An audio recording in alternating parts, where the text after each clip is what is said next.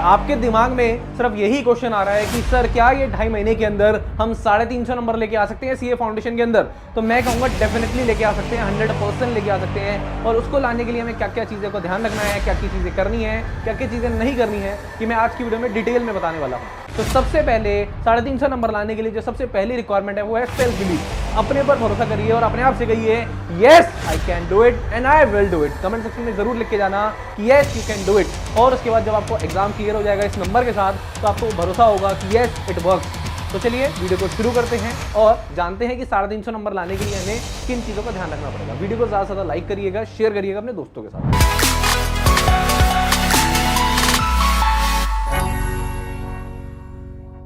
सबसे पहले आपको पता है कि आपके 4 सब्जेक्ट हैं, ठीक है जी। एक अकाउंट्स, लॉ, मैथ्स एंड सलार एंड इकोनॉमिक्स। हर कोई सब्जेक्ट 100 मार्क्स का है। अकाउंट्स और लॉ जो है वो डिस्क्रिप्टिव पेपर है और ये दोनों ऑब्जेक्टिव पेपर है। हर एक पेपर 100 मार्क्स का है, ठीक है सर। 400 नंबर का पेपर होता है टोटल। अब पास होने के लिए सबसे पहले हमें क्या चाहिए, हमें एग्रीगेट बनाना पड़ता है 200 मार्क्स और हर एक सब्जेक्ट में 40 मार्क्स चाहिए पास होने के लिए, ठीक है जी। अब या तो ये कर लो या फिर हर एक सब्जेक्ट में 50 मार्क्स का टारगेट लेके चलोगे तो आपकी दोनों की दोनों कंडीशन पूरी हो जाएंगी, यानी कि 40 इन ईच और 200 नंबर भी पूरे हो जाते हैं, ठीक है जी। हाँ जी, तो सबसे पहले पास होने की कंडीशन पता होनी चाहिए हर एक बच्चे को। 100 मार्क्स के 4 सब्जेक्ट है। अब मैं कुछ टिप्स बताने वाला हूं, उनको कैसे फॉलो करना है, क्या करना है, जरा नोट डाउन करना, इंप्लीमेंट करना, ताकि उसे आपको क्या करना है बेटा, आपको स्टार्ट करना है 2 सब्जेक्ट के साथ। बच्चे ज्यादातर गड़बड़ क्या करते हैं, वो एक साथ चारों सब्जेक्ट उठा लेते हैं।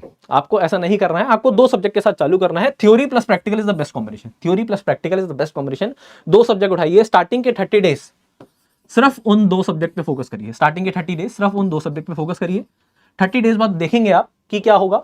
2 सब्जेक्ट में से एक सब्जेक्ट आराम से आपका 60-70% हो गया होगा और दूसरा सब्जेक्ट के अंदर धीरे धीरे आपको कमांडर लगेगी। तो 30 डेज बाद आप तीसरा सब्जेक्ट चालू करेंगे, बट तब भी एक दिन में 2 सब्जेक्ट ही पढ़ने। और आपको बस ये करना है कि कंसिस्टेंसी बना के रखनी है कि मैं 5 to 7 आवर्स अपने सीए फाउंडेशन के नहीं निकाल पाऊं तो इट इज द बेस्ट। अगर आप 5 से 7 घंटे कंसिस्टेंसी के साथ फोकस वाले निकाल रहे हो ना तो 12th के साथ भी आप निकाल पाओगे। कोई टेंशन, कोई दिक्कत, कोई परेशानी नहीं आने वाली है। अब जो 12th के साथ कर रहे हैं तो 12th के साथ कर रहे हो बेटा, अगर आपके पास कॉमर्स विद मैथ्स है तो आपको 2 सब्जेक्ट कौन से लेने हैं? आपको लेना है एक तो अकाउंट्स लेना ही लेना है, ठीक है जी। दूसरा सब्जेक्ट आप ले सकते हैं इकोनॉमिक्स, ठीक है जी। एक प्रैक्टिकल हो गया, एक थ्योरी हो गया, अकाउंट्स इकोनॉमिक्स। और कॉमर्स बैकग्राउंड हो तो इकोनॉमिक्स भी पढ़ रहे हो, अकाउंट्स भी पढ़ रहे हो। तो जो आपका सेम है, जो चीजें सेम है उसको आपको रिवाइज करना है। सिर्फ और सिर्फ सीए फाउंडेशन का मटेरियल देखना है उससे और वो चीजें पक्की हो जाएंगी। जो चीजें नहीं है उन्हें आपको पढ़ना है उन 5 से 7 घंटे के अंदर। अब सर जो विदाउट मैथ्स वाले हैं, विदाउट मैथ्स वाले अकाउंट्स और मैथ्स सलार कर सकते हैं या फिर अकाउंट्स पे लॉ कर सकते हैं। वो जैसा चाहे आप वैसा कर सकते हैं। 2 सब्जेक्ट लेके चलने हैं, बस इतनी बात आपको ध्यान से सुननी है, ठीक है जी। बाकी और जो सिर्फ और सिर्फ सी फाउंडेशन कर रहे हैं उनके लिए बेस्ट कॉम्बिनेशन रहता है अकाउंट्स एंड लॉ, ठीक है जी। अकाउंट्स एंड लॉ एक साथ बस क्या करना, जो मैं आपको बोलूंगा, लॉ और मैथ्स सलार एक साथ में उठाना, क्योंकि दोनों ही हैवी हो जाते हैं, दोनों में ही थोड़ी सी बच्चों को दिक्कत रहती है। तो आपको ये करना है। मैं आपको बताऊंगा बाकी किस सब्जेक्ट में क्या करना है, क्या नहीं करना है। सबसे पहले 2 सब्जेक्ट उठा लिए। स्टार्टिंग के 30 डेज सिर्फ 2 सब्जेक्ट के साथ फोकस करा। 12th वालों को क्या करना है और विदाउट 12th वालों को क्या करना है वो भी बता दिया। अब आपको स्केड्यूल बनाना है। स्केड्यूल मैं बना के नहीं दूंगा क्योंकि आपके ऊपर डिपेंड करेगा आपके पास कितना टाइम है। आप मॉर्निंग स्टूडेंट हैं या इवनिंग स्टूडेंट है तो आपको स्केड्यूल बनाना है।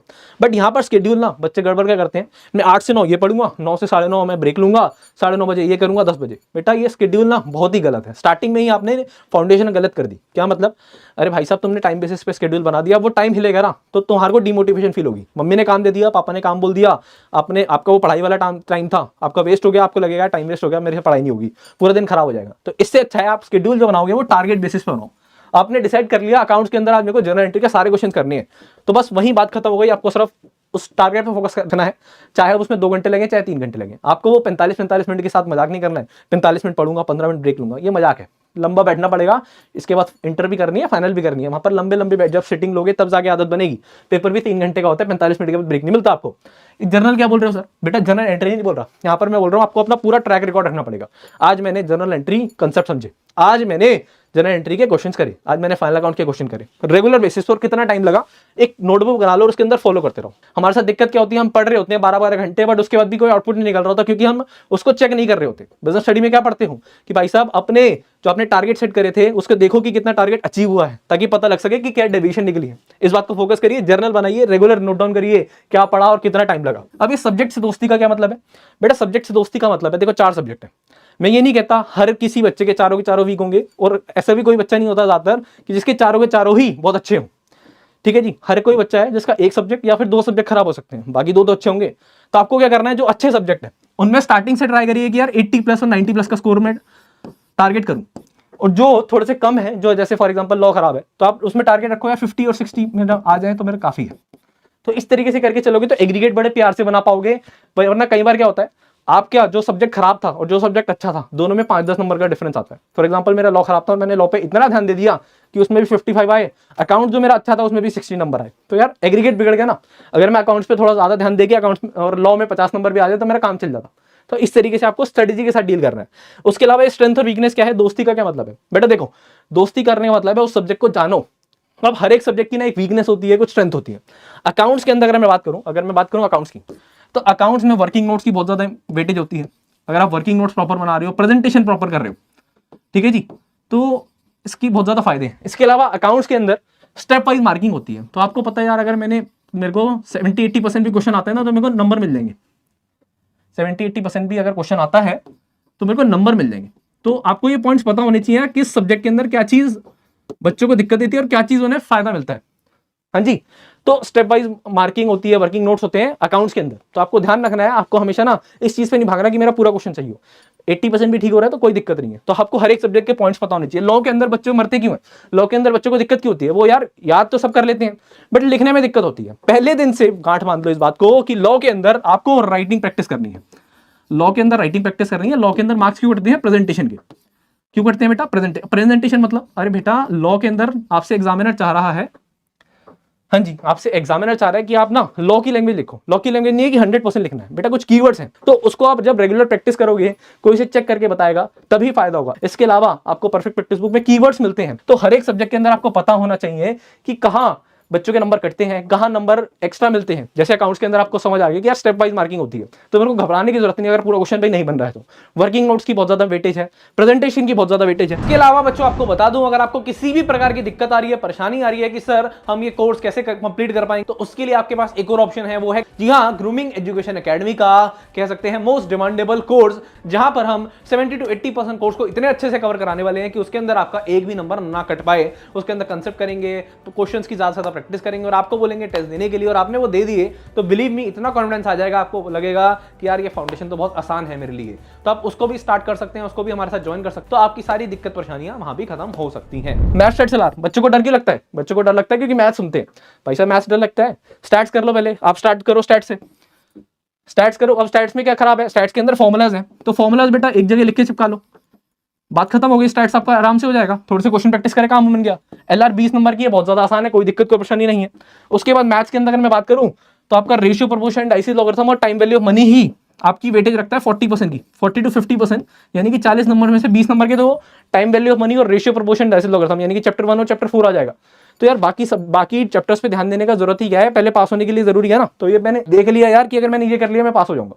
तो जो सब्जेक्ट वीक है उसको इस तरीके से डील करो, और जो सब्जेक्ट स्ट्रॉन्ग है उसके अंदर देखो मैं किस तरीके से इसमें नंबर बढ़ा सकता हूँ। ऐसे इकोनॉमिक्स किसी की अच्छी होगी तो भाई उसे पूरा का पूरा पढ़ लो, नहीं है तो जो चैप्टर इंपॉर्टेंट लग रहे हैं उन्हें देख लो।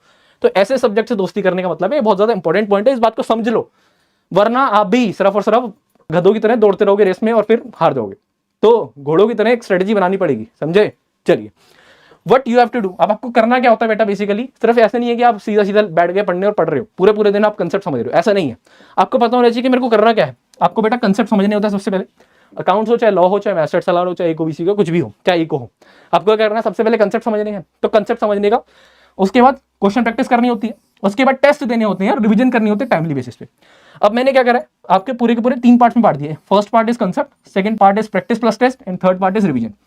40% वेटेज होनी चाहिए आपकी, अगर आप 10 से 12 घंटे पढ़ रहे हो, जितने भी घंटे पढ़ रहे हो 40% वेटेज जानी चाहिए कंसेप्ट को। यानी कि अगर मैं 10 घंटे पढ़ रहा हूं तो 4 घंटे से ज्यादा मैं कंसेप्ट नहीं पढ़ूंगा। अगर मैं इससे ज्यादा पढ़ रहा हूं ना तो मेरे सर के ऊपर से बाउंसर की तरह जा रहा है। उसके बाद प्रैक्टिस प्लस टेस्ट का मतलब क्या है बेटा, कंसेप्ट समझा, टीचर ने समझाया है, अभी आपने नहीं करा है, आपको कब दिमाग में पल्ले पड़ेगा वो, जब आप हाथ से क्वेश्चन प्रैक्टिस करोगे। तो उसके बाद क्वेश्चन प्रैक्टिस करनी है, ICM module, RTPMT, past exam is more than enough. उसके बाद टेस्ट मिलेंगे, हर चैप्टर के चैप्टर वाइज टेस्ट दो। हमारे कोर्स में हर एक चैप्टर के मिनिमम 2 से 3 टेस्ट हैं, किसी किसी चैप्टर में जहां पर ज्यादा जरूरत है वहां पर 4-4, 5-5 टेस्ट भी हैं। तो हर चैप्टर के टेस्ट देने हैं और उसके बाद रिवीजन करनी है, रेगुलर बेसिस पे रिवीजन करनी है।